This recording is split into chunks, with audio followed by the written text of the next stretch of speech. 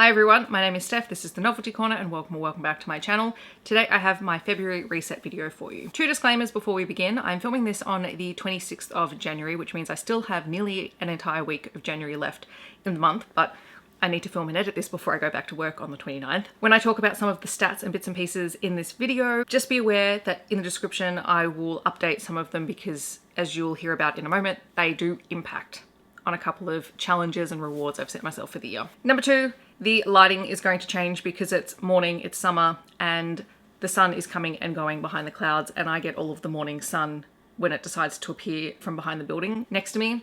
So I have tried to mitigate it as much as possible. If it does disappear, you'll still be able to see me, but it might get really bright at times. So apologies, I just need to film this morning. If you've never watched one of my reset videos, it includes a bunch of things I do to reset my reading each month, like reading journals and filming schedules and TBRs, but it also this year is going to include some monthly stats and some year-long reading challenges that I am participating in. I get very twitchy about year-long, any kind of reading challenges, to be honest, but these ones I'm really excited about. So I'm going to talk about those in a minute because I haven't really shared on here which challenges I'm participating in, but I'm going to explain them this month. So this video is probably going to be a bit longer than usual. Grab yourself a drink, get comfy, and we are going to talk about all things reading. So as of January 26th, my reading stats are as follows. I have read 77 books. This includes a variety of children's, middle grade, young adult, and adult titles of varying lengths. I seem to be reading much shorter books this month, according to my stats. I've also been on holidays, so I've done a lot of reading, and I've got a lot of pre-filming for my kids channel, which has upped my new to me kids book as well. And also in previous years, I've never counted my picture book reads in my main spreadsheet and stats, but I am this year, so that is why you're going to see really different numbers coming out. I've read a total of 16,317 pages and I've had 7 rereads. Just to give you an idea of the breakdown of the readership categories that I have read this month, I have read 21 children's picture books or picture books for all ages, because some picture books are not necessarily meant for young kids, they're a more general category. So I've read 21 of those, 2 middle grade, 2 young adult, and 52 adult titles. The other thing that I'm tracking this year, just because I'm being a bit more mindful, I'm trying to cut back a little bit on my book spending. I'm not going on book buying bans, that doesn't work for me, and I just feel like a failure if I even attempt them. But what I am trying to do is use my reading as an incentive and a kind of mini reward system to put money into like a funds category. So for every novel that I read during each month, it earns 50 cents towards my monthly book fund. And then one of my reading challenges, the rewards for it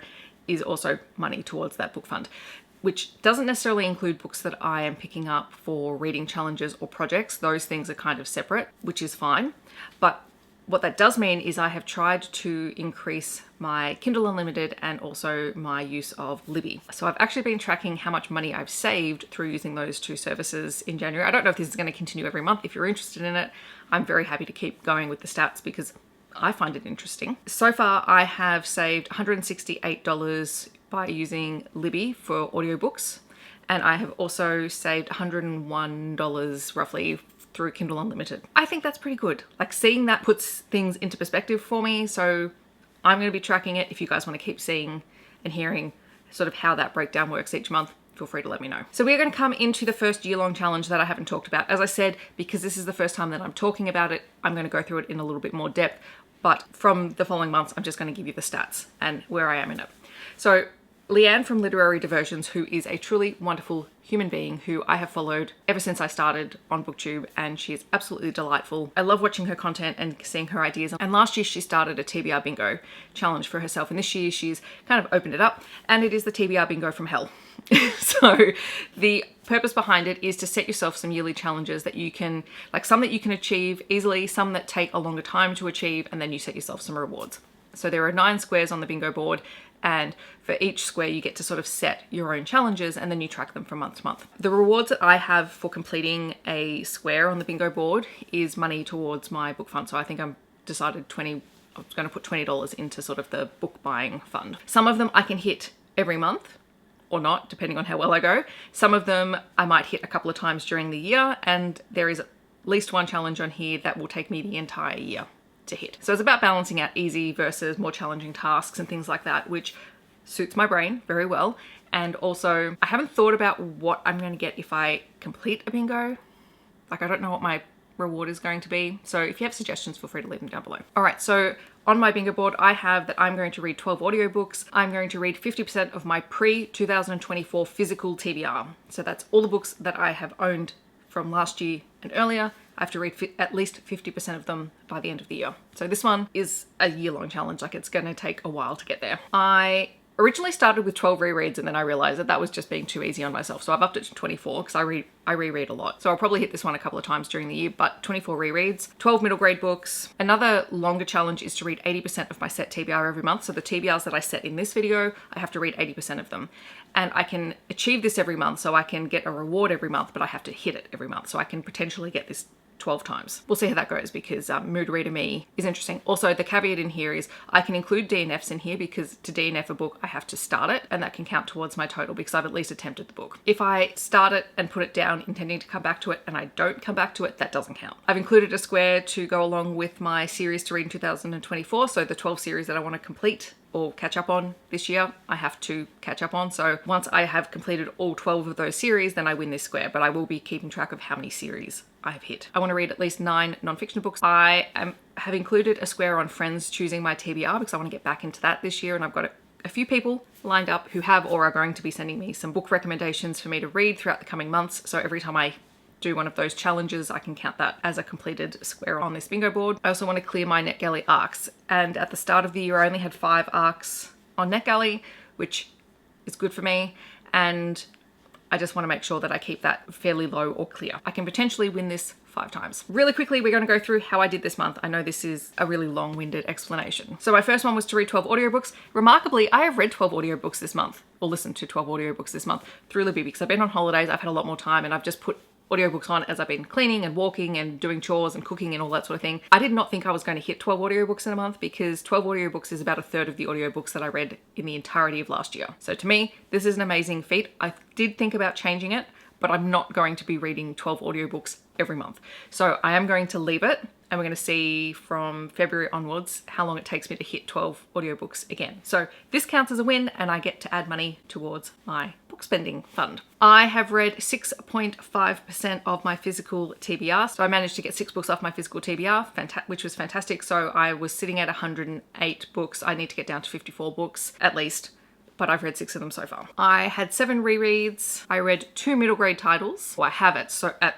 the time of filming, read 91.7% of my January TBR. Yay, that's a tick. I have finished / caught up on 1 series from my video, which was the Kingdoms and Empires series because it was only 1 book, so I can tick that off. I have read 4 non-fiction books this month, which was amazing. I haven't done any of the Friends Choose My TBR videos yet, so that's a 0. And I have managed to read 2 of my 5 NetGalley arcs. So one which was a 2023 release and one that was a January release. Fingers crossed I can keep this up and stay current. All right, then in terms of other challenges, Dimmicks, which is a bookseller here in Australia, are doing a series of reading challenges that last 3 months throughout the year. Unsurprisingly, I've already completed the January, February, March one, which was their entree menu. So there was, I think, 8 prompts. I can't remember, I don't have it in front of me. Anyway, I'll leave it on the screen. It has the books that I picked along the outside. So I have read those. It was fun. It was nice to try and see where I could fit my TBR books from this month in there. I should also say I did also complete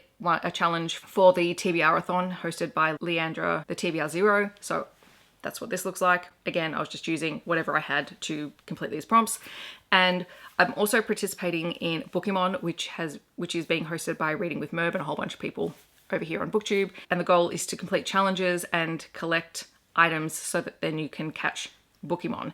I've collected 21 Bookimon this month because, as I said, I've read a lot of books. I will add a little clip in here scrolling through how I'm tracking what it is that I've read so you can see where everything got allocated. So that's all the reading challenges. Next month, I will not need such a lengthy introduction into them, which brings me to my February TBR and my priority reads and things like that. So we are going to have a lot of different ways I choose my TBR for the month, just to keep it fun. So I have a few priority reads for this month. So these are things that I have to read either for book clubs or projects or things like that. I'm part of 2 read-alongs this month. There is the Rock Chick read-along, and for this we are reading Rock Chick Rescue by Kristen Ashley, which is the 2nd book in the series. The live show for the first month should already be up, so I will try and leave that linked somewhere for you if you missed it. We also have our final Ilona Andrews book for the Ilona Andrews read along, which is kind of sad because this has been ongoing for a couple of years and this is our last book, so I don't know what we're going to do now that we don't have any more Ilona Andrews books until we, get some more. But we are reading Faded Blades, which is part of their Kinsman universe. I'm also participating in Buzzwordathon. This month we have to choose a book with a positive word in the title, so I'm going to be reading Renovation of Love by Meka James, which has been on my TBR for a little while. I have 2 NetGalley arcs. There is a love song for Ricki Wilde by Tia Williams, which comes out on February 16th, so I would like to read that this month. I also have Body of Lies by Sarah Bailey, which comes out on the 27th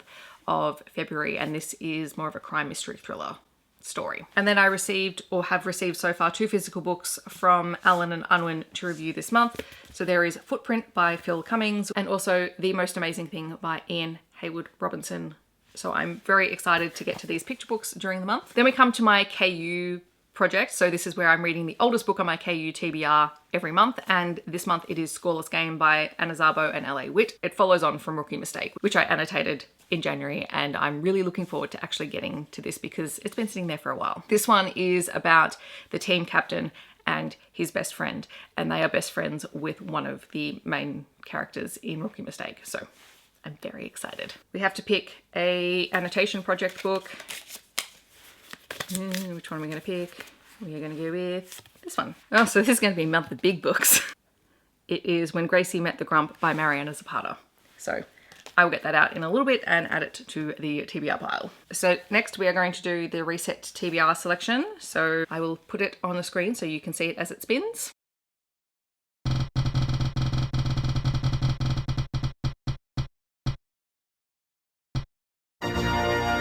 Okie dokie, so we are going with books with even pages, and because I want to up my percentage of my pre-2024 TBR, we are going with physical books. So now I need a number. Siri, pick a number between 5 and 10. Okay, so it's 5. It's being nice to me this month. So pause please, I am going to go through my books and see what has an even number of pages. I have some books. All right, so I have This Is How We Lose the Time War by Max Gladstone and Amal El-Mohtar.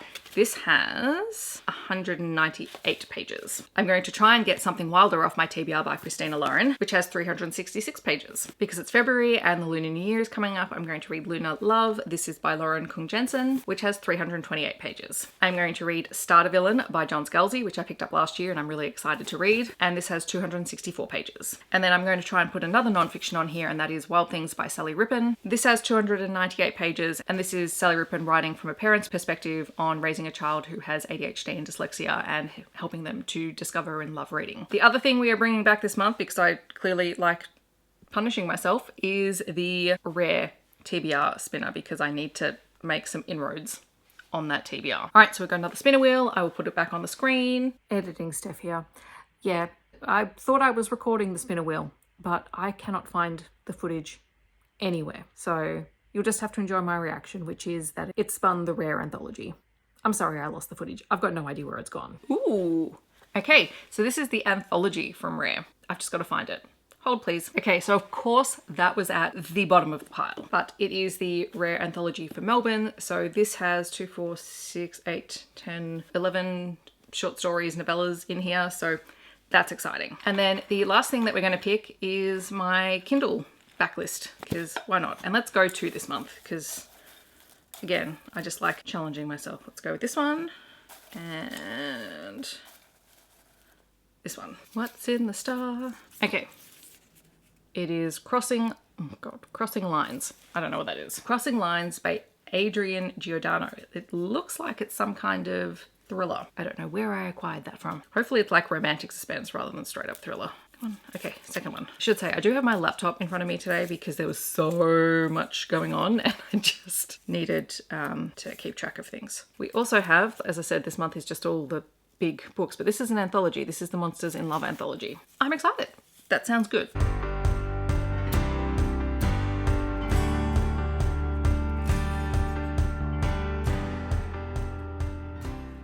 So that is my TBR for the month. It's random, very, very random, and it should be fun. So stay tuned, you'll hear about, hopefully, most of these books throughout February. If you've stuck around for the entirety of this video, well done. You deserve a gold star and a round of applause. The rest of this video is going to be me resetting a bunch of things. So you would have seen me resetting my stats journal at the start of the video. I'm also going to have a brief look at how I've set up my Hobonichi weeks planner, also my filming schedule for February, and also my digital journal setup. And I'm really excited because every month this year I am setting up my reading journal theme using or being inspired by one of my favorite books from 2023. And this month I am using Role Playing by Kathy Yardley. So stay tuned. In the comments, I'd love to know if you've read any of these books or if you're planning on picking any of them up. If there's something you want to hear me talk about sooner rather than later, feel free to let me know which books you want to hear about down below. Otherwise, feel free to share either something you're planning on reading this month or share your current favorite emoji. I hope that wherever you're in the world, you're staying safe and healthy, and I will see you in my next video. Thanks so much for watching. Bye everyone.